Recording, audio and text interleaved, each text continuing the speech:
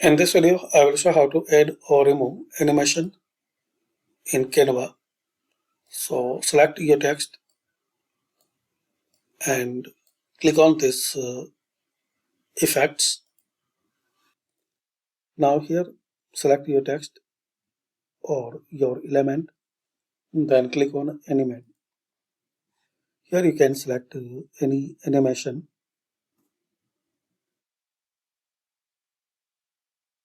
Like rise,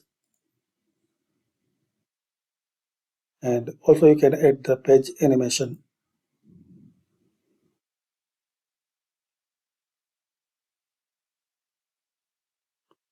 You can apply to all pages. Now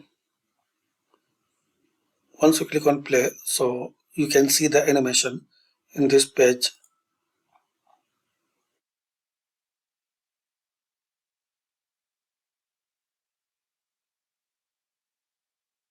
So to remove this animation, select element, then click here.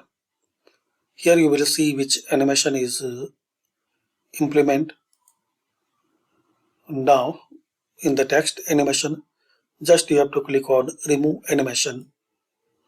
If you want to remove page animation, click here and click on remove all animations.